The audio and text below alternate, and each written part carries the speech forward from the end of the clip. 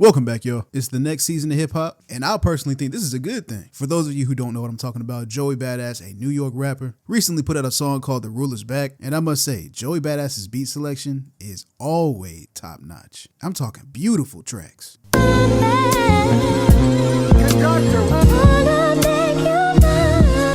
And in said song, he had some choice words. And what's mostly got people talking is this line right here. Too much West Coast dick licking.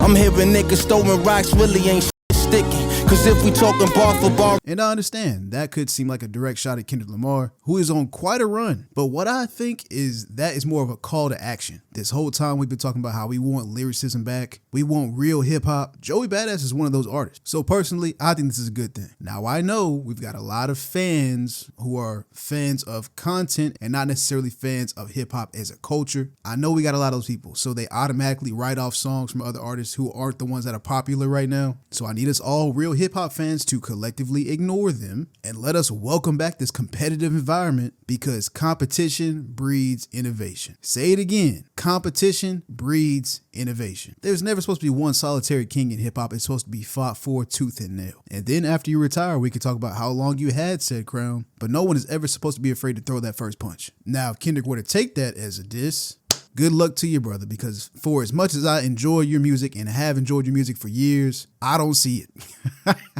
I don't see it happening, brother. But also, while we're at it, I'm not going to let nobody play with your name too much, because you are a very important person. I wouldn't go as far to say you are the most influential rapper out of New York, but I will say what you did at the age that you did it, hats off to you, man. If y'all were not there for the Joey Badass Pro era from about, 2010, 2011 to like 2015, that was a time to be alive. And if you weren't, don't worry, I got you. But before we get into it, if you are new here, welcome. My name is Rose. I make hip hop related videos. It could be related to movies, music, TV shows, pop culture in general. It doesn't matter. If I see it and I want to make a video on it, that's exactly what I do. And while I'm at it, I always try to make it at least mildly entertaining for you. So do yourself a favor, go ahead and subscribe. Now, let's go ahead and give Joey his flowers. Yo, it's Joey Badass. We here at Times Square, MTV Mixtape Daily.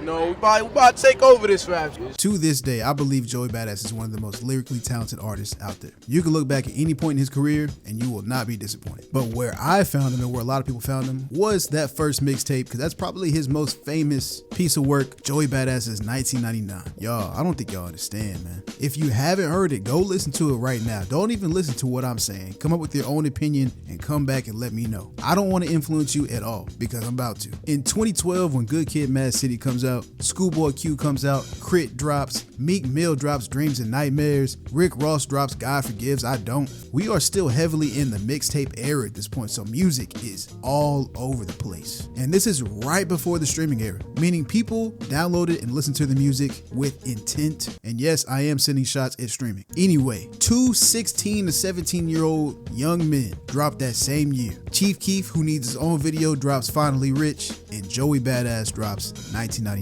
I don't think y'all understand how difficult it was to get your music between let me just put look at the competition. This was not easy to get into, folks. So you're probably thinking, why is the mixtape named 1999? He'd be 4. You'd be right. And that's because this whole album is a tribute to 90s rap. He covers some extremely deep topics. Can we talk about like the political and economic state of the world right now? But on this mixtape, we get Joey Badass, Capital Steez, CJ Fly, a lot of these people who are already in their group Pro Era. And there's some beats on here produced by MF Doom. And I'm sure when you listen to it, you can hear exactly which ones. Some standouts to me are Waves, Righteous Minds. Sometimes I feel alienated because I'm not up in the stadium playing or on the radio saying, fuck 'em bras, we don't love 'em. Snakes. Imagine me fed up, a go-getter, for more cheddar, po never, no more letters, cause I know no better, no error, no steez. World Domination. But fuck it, I'm erratic, mama lock me in the attic, please, till I draw on the static in my somatic anatomy. And Survival Tactic. Cause when niggas start equipping and throw the clip in, your blood dripping and catch you slipping under the victim, don't know what's hit them through a spinal. Let's stop this right here once again. Do y'all see this person right here? This is Capital Steez. You can't talk about Joey Badass without bringing up Capital Steez, a young man that left us too soon after an unfortunate act of self-harm. Now, if I were to go in depth with everyone involved in Pro Era, it would take me a minute just because of the sheer amount of them, but just know they're all pretty decent rappers.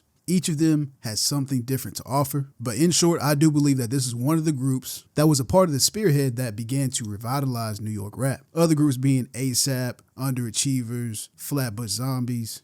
2012, he drops Rejects. In 2013, he drops a more intimate EP called Summer Nights. And on here, he has a tribute to Capital Steez, which I feel is very vulnerable song. Beautiful song. Why you had to go, it hurt me inside. I feel guilty walking around outside with false pride. If only we could vibe like one. Then in 2015, he drops Before the Money, the last album that I actively looked for. And that's no knock to All American Badass in 2000. I just had a lot less free time during that part of my life. But on here, we have Paper Trail. My nigga trying to eat you pussies empanada. The flow like plenty lava. With just a penny, I can multiply my worth and make you work for me for 20 hours. Peace of Mind. But life goes on, basic rules still apply.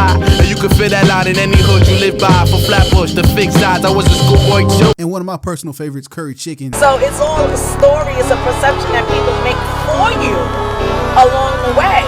Because the monologue from his mother is my second favorite piece of work from him behind 1999. And I wanted to bring all this up just to say that Joey Badass is not some slouch. He has always been extremely intentional, lyrical, and always wanted to send a message. This also is not the first time that he's responded to Kendrick Lamar. Kendrick, that's the homie and shit, like, you know, competitive sport, that's what hip hop is about. So. Basically telling them hip hop. Yeah, nothing but hip hop, like, you know?